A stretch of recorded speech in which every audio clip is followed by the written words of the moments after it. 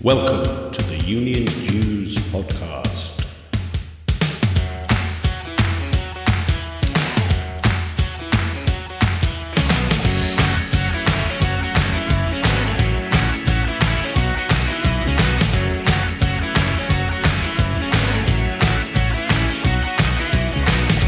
The UK's only all things union podcast, designed for your downloadable digital delight and appreciation.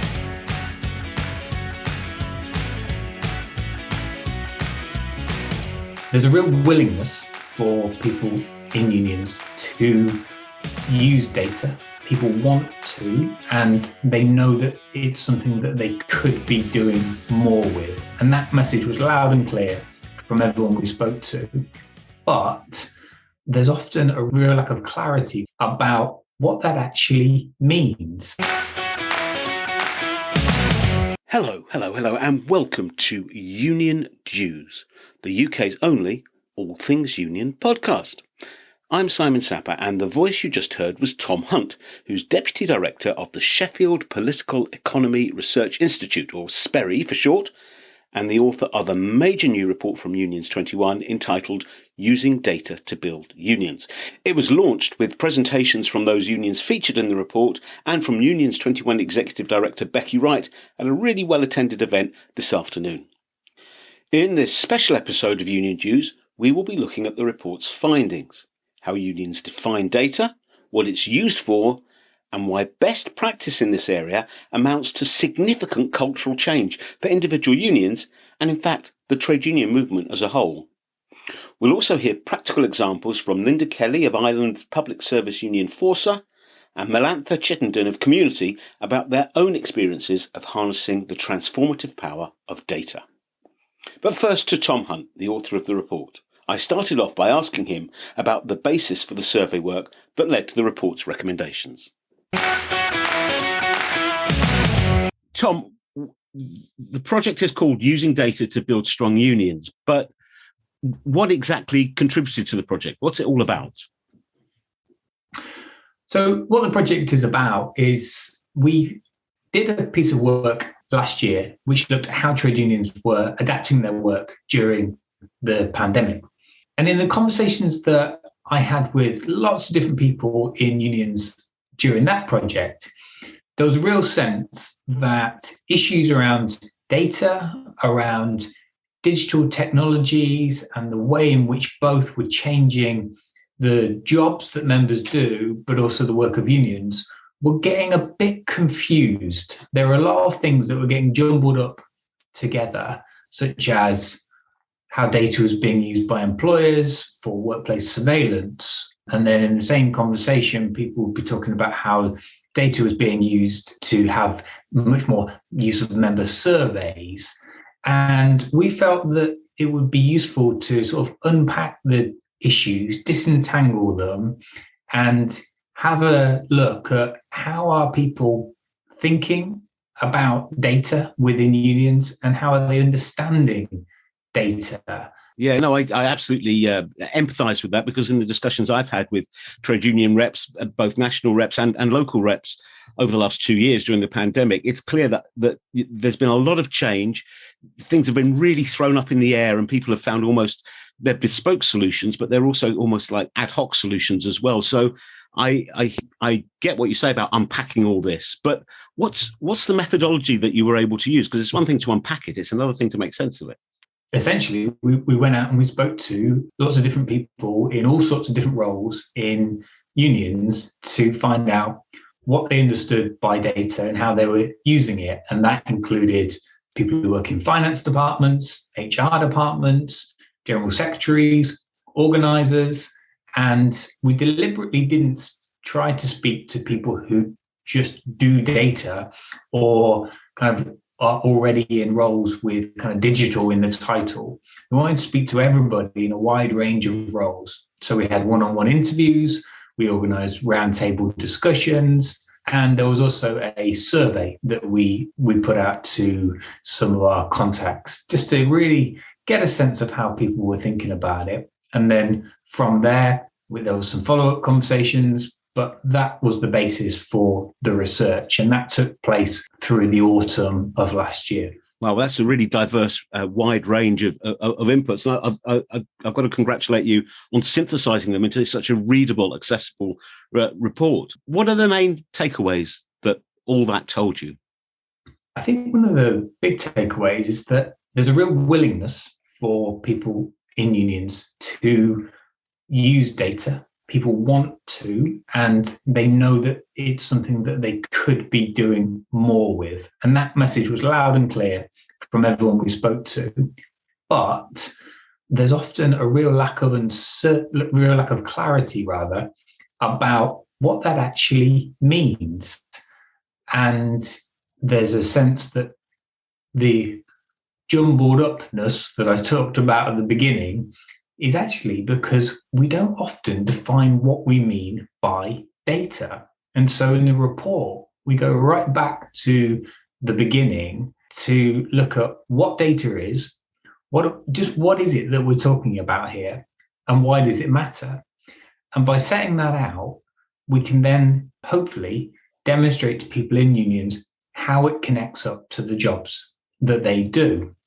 And data is records, it's facts, it's numbers, it's statistics, it's documents that are collected together. And then when they're analysed, we get information from them.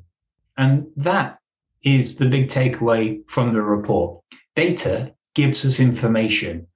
And when it's understood like that, we want to get across to people that data isn't new. Unions have been using data last year during the pandemic, 10 years ago, 100 years ago. Data was held in union logbooks, in filing cabinets through the last 20th century. Now it might be held in different formats, and there are new ways to analyze it. But there is no job in a trade union, no role that does not use data in some form, whether or not people who are doing those jobs realize it. And that's true. I mean, what you say, I absolutely identify with what you say, and it brings to mind the catchphrase of a soap opera character from long ago who was fond of saying, "Knowledge is power. Knowledge is power." But you have to understand that you've got that knowledge before you can exercise the power. And therefore, I think one of the things that the report does very well is it says when we're talking about data, we're also talking about data governance, we're talking about data infrastructure, we're talking about data literacy, and all those things go together to make sure that unions are able to use the data that they have and that they've always had in the most effective way. Is that a reasonable summary, or have I got it wrong? Yes. I got it wrong. No, that's exactly right. Somebody said to me during the interview process that one of the big things about data literacy is that really the key thing that we've got to think about is putting the information that we have in front of us in context.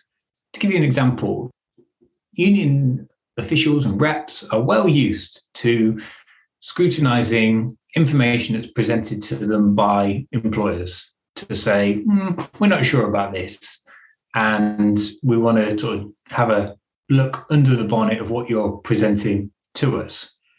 And that's about putting it in context. And so it's also about applying that same logic to internal data to say, why are we sure about what we're doing? What's our evidence? And can we review? Can we evaluate? And can we adjust to improve our effectiveness? The biggest takeaway, I suppose, from the report is that in order to use data effectively, you have to really focus in on purpose. It's about strategy before tactics. If unions are clear about what their aims are, then they can ask themselves, if we're going to meet that aim, what do we need to know? What's the evidence that we need in order to make the strongest possible case in order to win the best deal for our members, build a stronger union, and be a more effective union? And so we take it right back and say, that's the fundamental thing to focus on when it comes to understanding data. What purpose are you trying to achieve? What information do you need?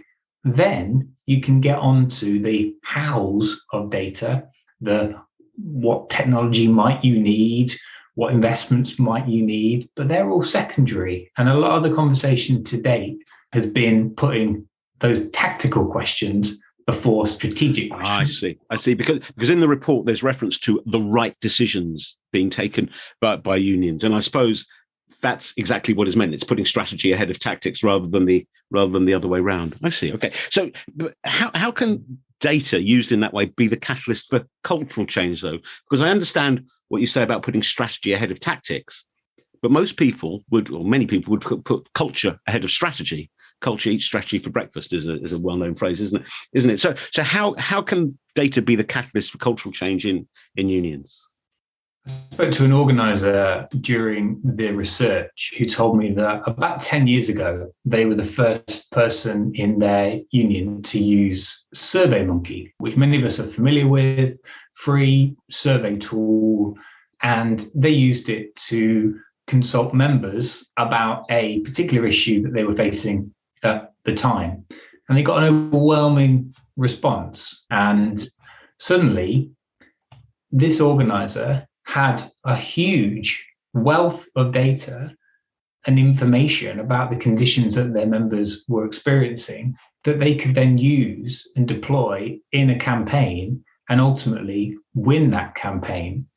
And this organizer described to me the sort of fairly mind-blowing response from their colleagues who couldn't sort of understand how they had so much information. Now, this was 10 years ago, but since then, more and more of colleagues wanted to know, well, how can I do that? How can I use surveys in my organizing work? And they described that today, 10 years on, the idea of putting out member surveys and regularly seeking views during disputes is just part of the culture of the union. And that came about because someone had used a new tool to get new data, win a better deal for their members, and then the ball started rolling and more people got on board. And that began to change the culture. So not so much a ball starting to roll, but a snowball rolling down the mountainside, getting bigger and bigger and bigger as it goes. I see that. So is it, from what you've said, is it fair then to characterize what the report calls the Union Way 2.0 as the establishment of a sharing culture as opposed to a silo-based culture? Yes, I think it is. I think what we talk about in the report as the Union Way is something that a number of colleagues highlighted to me as being the sense that things are just done because that's how they've always been done. Yeah. And we sort of use this phrase in the report about the Union Way 2.0 to say, actually, what that means is asking ourselves all the time, why do we do it like this? And could it be done any differently? Oh, that's heretical talk in some places, heretical talk. Yeah. and often that requires sharing information. A colleague referred to some work that they were doing to simply just track down who knew various bits of information. They described it as sort of data detective work. And sharing information enables people to sort of join dots that haven't been joined up before and think, well, I could use that information in my work. And so it's about sharing, but it's also about, I suppose, scrutinizing with a view to seeking to improve overall effectiveness. Right. I mean, the research identifies that not all unions do have that culture of sharing good practices and new information. Why do you think that is? What are the barriers to creating that kind of sharing, open, output-orientated culture? I think partly people are just so busy in unions. Again, in conversations I was having with people about this, there was a sense that I'd love to kind of do some more research. I'd love to share this information that I've got with colleagues, but I haven't got the time to do it. And I suppose the challenge to that is that you can save time and work more efficiently when information is shared. If you're having to hunt down information that you're trying to get hold of, let me give you an example of how this can be done in a very low cost way. One union described how they were setting up at the moment a centrally held record of pay agreements that had been struck with employers up and down the country. This information existed, but it was scattered throughout the union. And so when an organizer or a negotiator needed to find out how things had gone in another company, they often had to sort of hit the phones and work out, all right, who knows what, where can they get this? And by simply having a shared system where this information is available, the union could already begin to see that this was going to save their colleagues a lot of time. And by sharing information, they could be more effective in learning which agreements have been struck elsewhere and which could they deploy in their own work. Tom, if we look at some of the case studies in the report, and I mean, one of the great things about it is so many unions have clearly had an input and are cited in the report, which is very encouraging for those of us who believe that this is a necessary evolution or revolution in the way unions work. But one, the Danish finance union, Finansforbundet, I think I pronounced that right. They looked around their sector, the finance sector, and they thought that actually there's no central resource to drive the sector forward and provide more employment and range of employment and future-proofing the jobs of our members. So they collaborated with other stakeholders to create a fintech hub, as it were.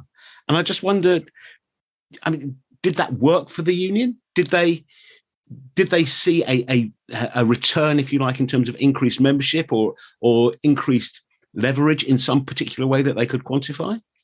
I think it's a really interesting example, and also one that brilliantly shows how forward-looking unions can use data to meet their aims.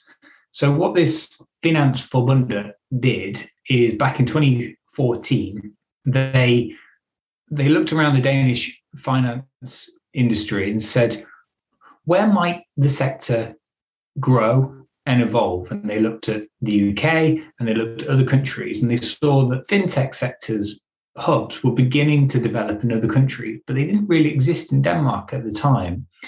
And they looked, I suppose, a little bit into a crystal ball, but used this information that they'd got from doing research in other countries and said, well, if we have a fintech sector that grows in Denmark and we're not represented within it, then that's not good for our long-term aim to be the finance sector union. And what will conditions be like in that part of the finance industry if we're not there? And as you say, Simon, they use that information, that data, to work with the Copenhagen municipality to set up a fintech hub. They then struck a collective agreement with all partners in that hub, and they're now growing their membership in the growing fintech sector in Denmark. Their bet proved correct because they had used data from other countries and said, this is going to happen here. And now they're well positioned to be the voice of people who work in fintech in Denmark. Wow. And have done so already, laying the foundations for good conditions in that sector. Gosh, that is very forward-looking. It's being guided by data in terms of where you put your investment in time and money. But the other piece of the equation, which I hadn't appreciated until you just said it, is the role of the municipal authority. And in terms of seeing how that could apply, say, in the UK sector, I suppose you need to start with them. You can imagine, like the Mayor of London's office or the Mayor of Manchester's office. You know, the big conurbation mayors would be in a position to contribute in that way, which I find very exciting because it means it's realistic to think this could happen here. This could. I mean, if Media City in Salford was being developed now, you could imagine the dialogue between say Beck2 and the other industries in the creative sector and Andy Burnham's office. You absolutely could, and what this demonstrates is that we started talking about this by you asking me about data, and on the face of it, people might hear our discussion of the Danish Finance Union and think, well, that's got nothing to do with data. Data is numbers. Data is statistics. Data is all about kind of digital stuff. Data comes into the equation for unions when they're very, very clear about their purpose. And that purpose for the Danish Finance Union was to grow the membership in the financial sector, but improve conditions. And as you say, Beck2, Prospect, the Bakers Union, the RMT, every union has clear aims that they want to achieve. And the reason that we put those aims up front and center in the report is by saying it's then that you can turn to data to help you meet those aims. It's putting why before how and strategy before tactics. But the but is, you could say those unions have reached a sort of epiphany, almost, that they realise that either they're going to drive the data they have, or the data is going to escape their control and drive them somewhere where perhaps they don't have the same control or end product. But how resource hungry is that data-driven approach? Because as we know, unions are really constrained in terms of the resources we've got. There's always the tension between organising and servicing. The financial, unions are hit by the cost of living crisis as much as anything else, in terms of members perhaps not being able to afford their subs in their mind, in terms of utility costs going up, and so on.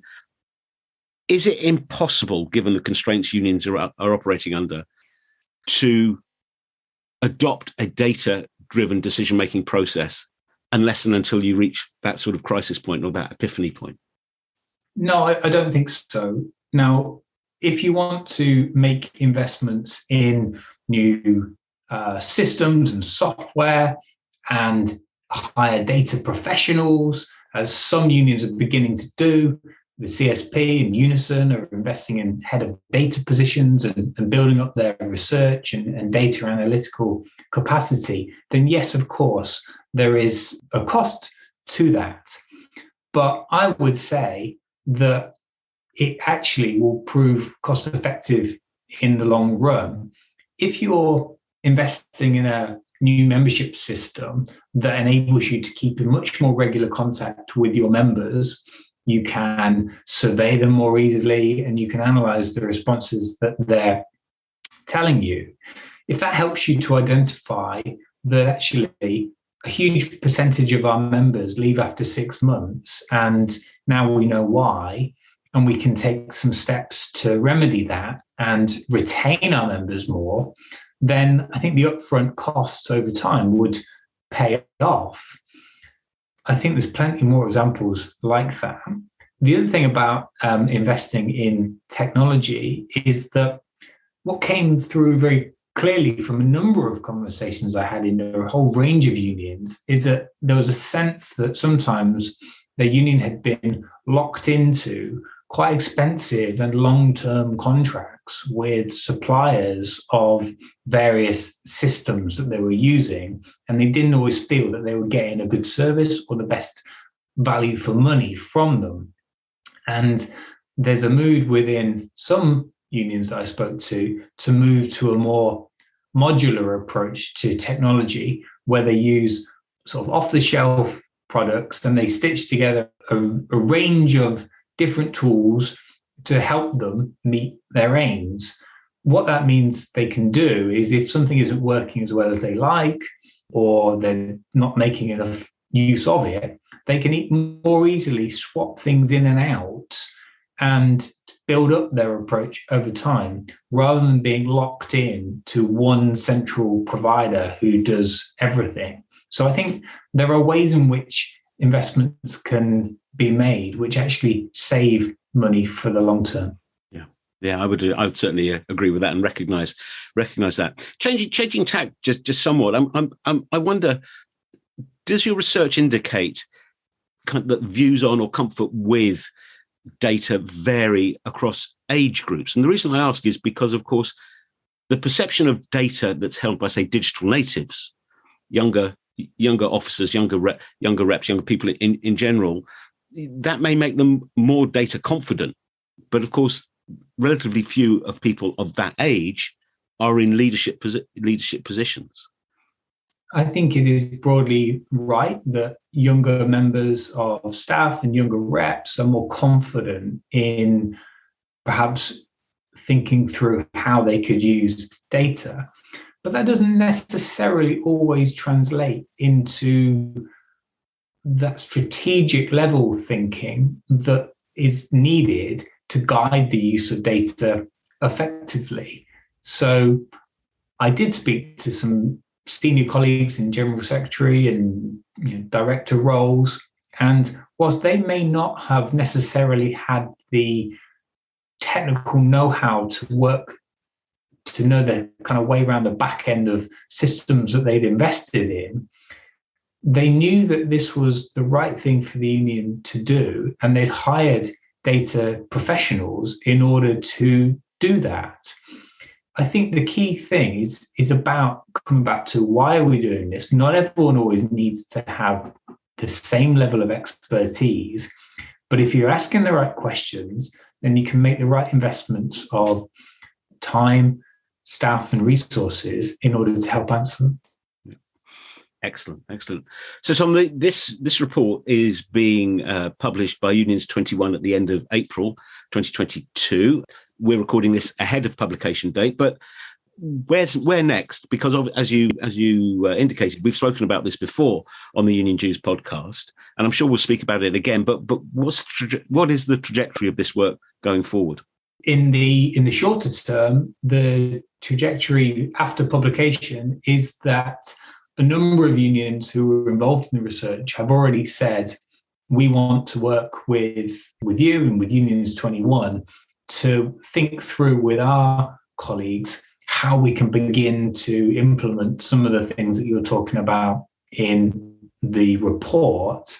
And so there will be a program, I think, of meetings and potentially training workshops with a range of unions to begin to share that knowledge. Well, Tom, I look forward to us resuming this discussion when some of that water has flowed under the bridge. But in the meantime, congratulations on a really good report. And thanks very much for spending time recording this podcast. Thanks, Simon. My thanks for Tom for being so candid and descriptive in the insights he shared with us. Now, one of the best things about this well-written and very accessible report is the use of case studies to demonstrate in practical terms the difference that effective use of data can make. Linda Kelly is Director of Training and Development for Ireland's second largest union, Forsa. Now, Forsa is a fairly newly merged union, so her take on how, in that context, the union came to the conclusion that a data-driven evaluation of training was needed, what the evaluation revealed, and what changed as a result, is a really fascinating and vital case study.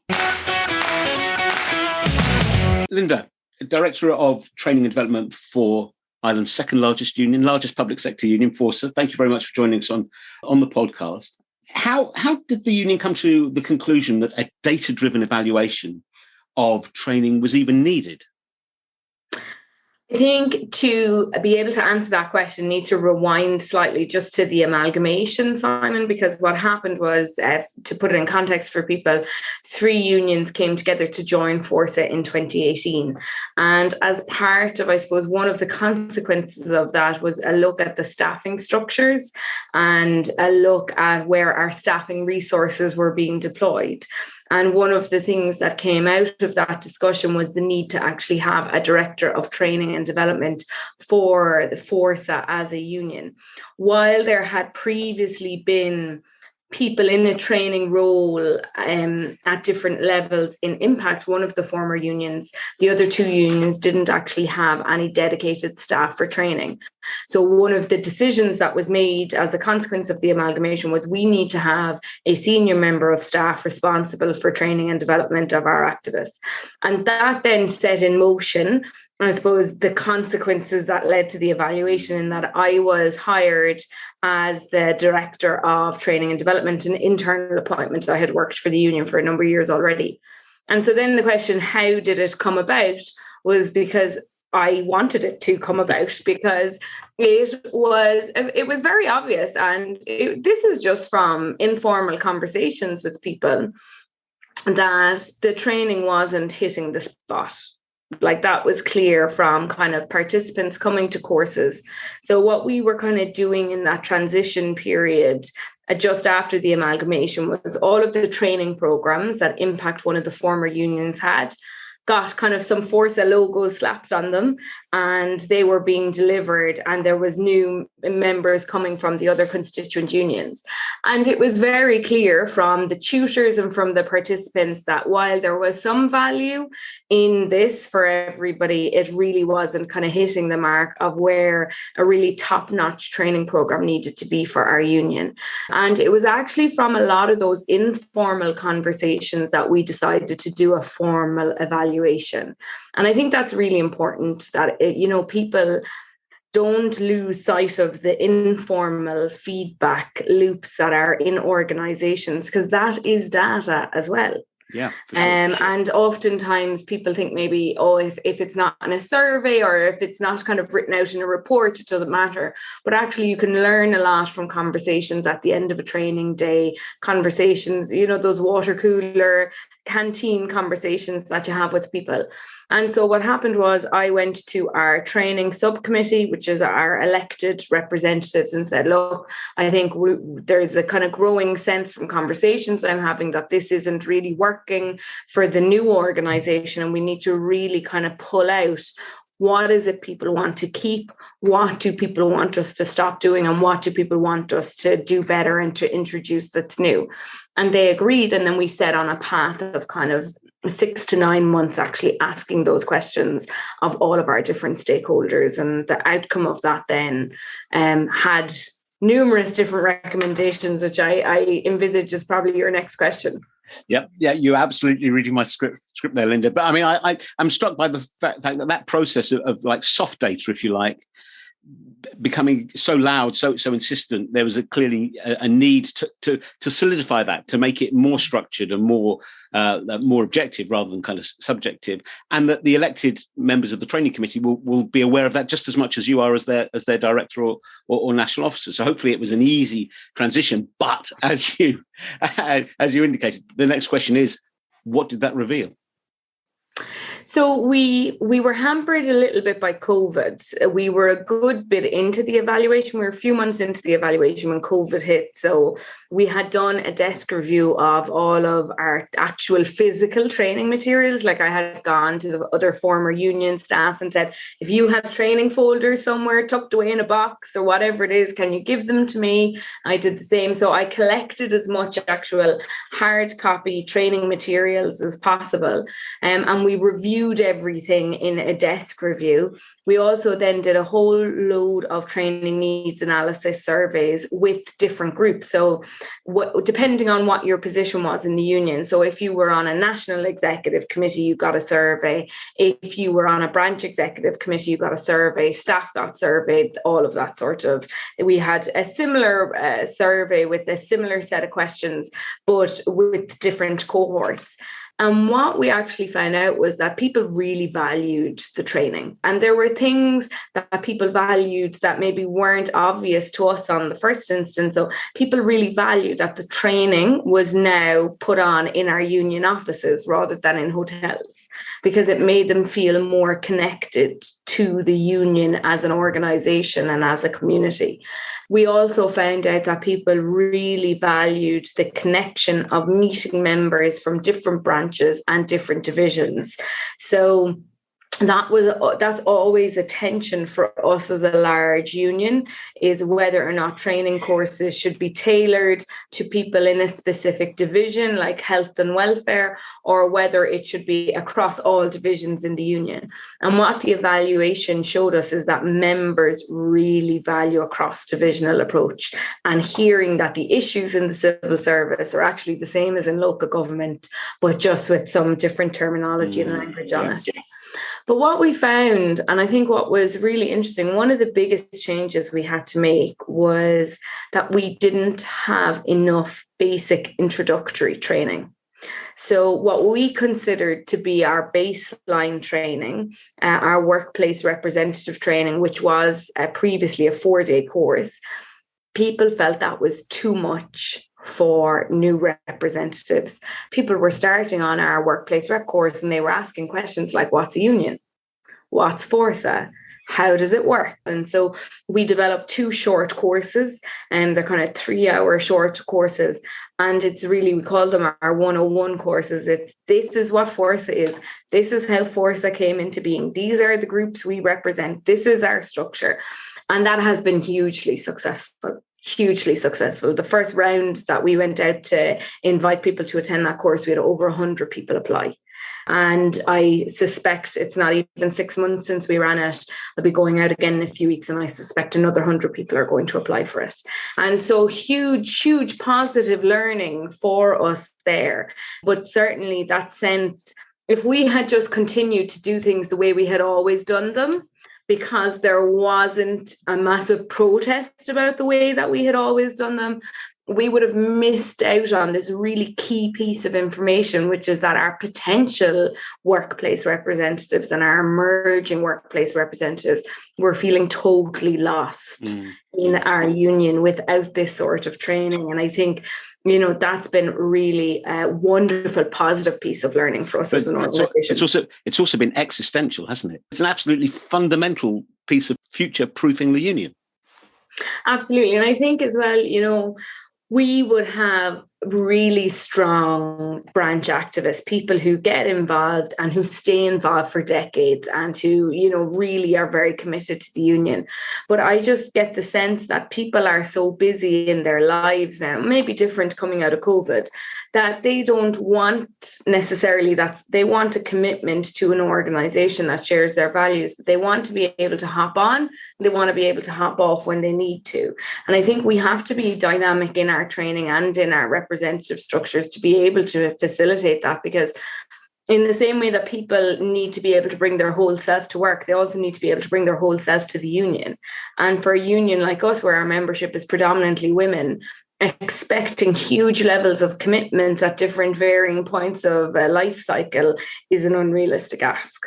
As well as having introductory training, what we have also looked at is, rather than kind of having one singular advanced course for people who are involved for a number of years in the union, we have actually pulled those out to make the different topics courses in and of themselves. Because what we found were that advanced activists and people who've been involved for a number of years, they were plateauing. And so it was this idea that you did this kind of one advanced course and then your training, your learning, everything stopped. There was kind of nothing else for you. And that's one thing that we're really keen to move away from, because we really want to embrace lifelong learning and adult learning as well, right across the life cycle of an activist in the union. So the idea is that people might start with a Forsa 101, they get involved and feel empowered to represent members in their area at a much earlier stage, but also then that the support and the scaffolding for you in your role as a leader within the union is also expanded, and that you're always gaining new skills in different areas. So really taking a much more elongated view of people's activism. And how far into the cycle, if you like, are you? At what point are you going to stop and look back and review and then adjust as needs be? So what we've done is we've actually devised a quality assurance protocol for all of our training. So what we have done is every training course has a feedback mechanism in it. So we have a group of staff who are involved in setting out the programs for each of the training courses. And then after a training course has been delivered, we obviously go out and ask participants what their feedback has been. Then we do a debrief with the tutors, and that happens for every training course as a matter of course. Then what we're going to do on a yearly basis is we're going to track people who have done the training as to what's their path through the training, if that makes sense. So are they just coming to one course and we don't see them again, or are they coming and working their way through courses as we envisage them?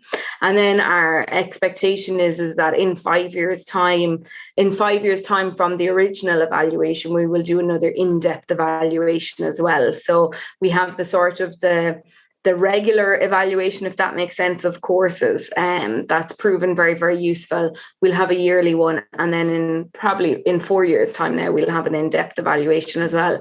And that will actually tie in with our next strategic plan as well. So they will dovetail quite nicely together. Linda, thank you very much for spending time with us. Thank you. Thank you, Linda. Now, Melantha Chittenden is Head of Comms Media for the Community Union. Here, she describes how Community came to the conclusion that a digital working group was needed, what their work revealed, and what changed as a result. So I suppose the place to start is the digital working group, which was established, as I understand it, underneath the umbrella of Community's 3-year communications strategy. But what was the process that led you to believe that a digital working group was necessary to start with? Good question. I think really that the whole organisation had become very fed up with our membership system and how it was operating. It was very clunky. I imagine it wasn't when it first got set up, but as is the way with all of these things, over time, lots of people amend things, add things. People leave the organisation, people join the organisation. Things are amended to the extent that it just becomes very clunky. And so there was a lot of frustration kind of with how it was operating. And so it wasn't really enabling us to make decisions. And even kind of before that, it wasn't really even enabling us to find out the information that we need to know about our members to do the day-to-day. So as part of the comm strategy, we decided that we wanted to have a complete look at all of our data, how we collect the information, what information we hold. We found a lot of the time that actually we hold lots of information on our members that we don't necessarily need anymore. So things like fax numbers and things like that, which is very out of date. So we basically wanted to look at our membership system and the information we hold and really update that and make sure that it was allowing us to do the day-to-day, but also to make kind of long-term strategic decisions as well. So as well as identifying that some data is entirely superfluous for the way unions operate in 2022, what other sorts of things have you found out? Have you found out anything about the way in which the union is working as well as the data that it collects? Yeah, definitely. I mean, the biggest thing that we've been able to understand is about our members so much more than we knew before.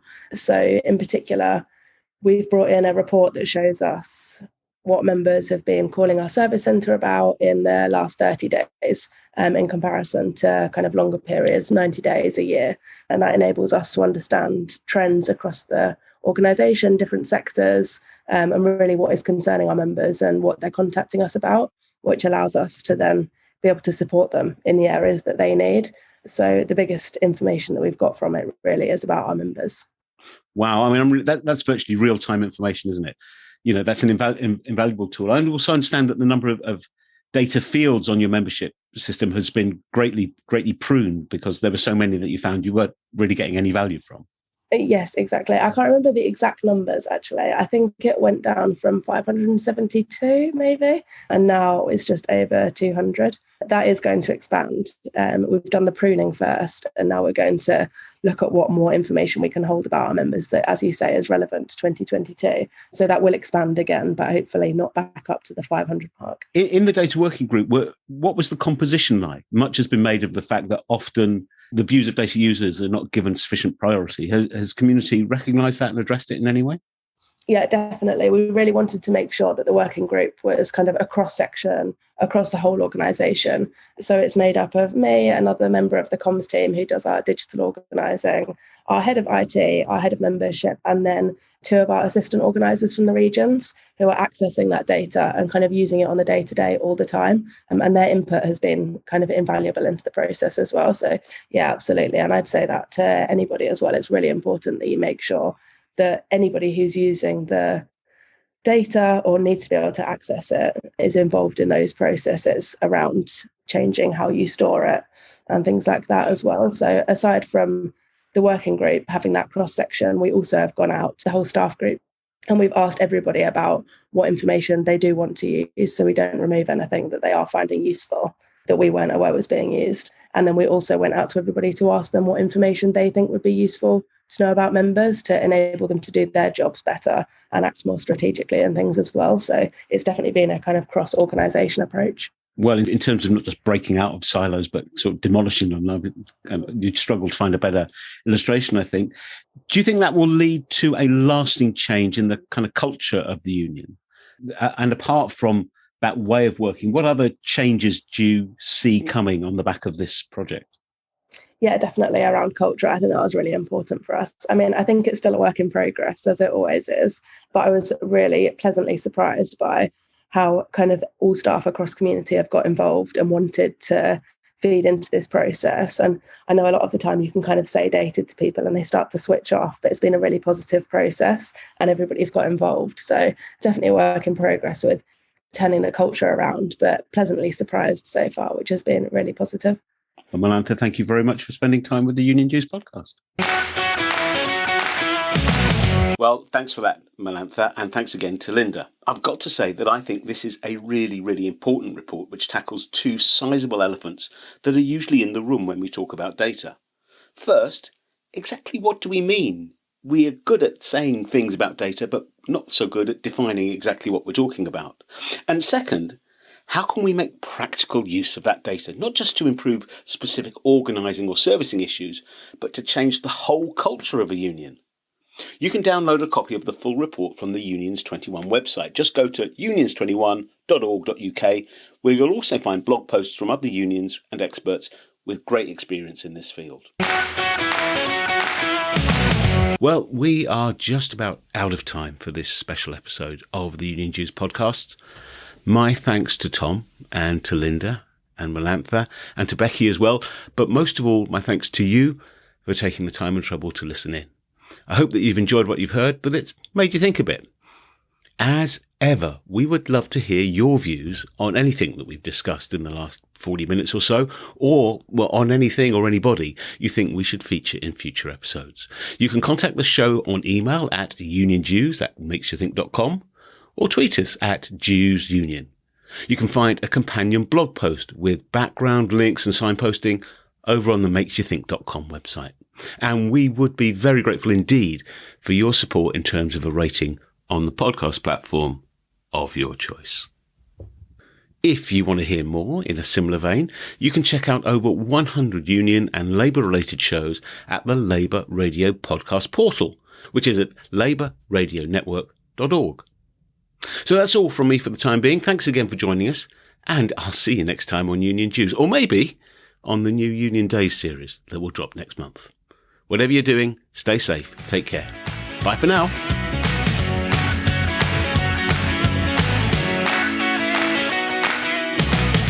The Union Dues podcast is presented by me, Simon Sapper.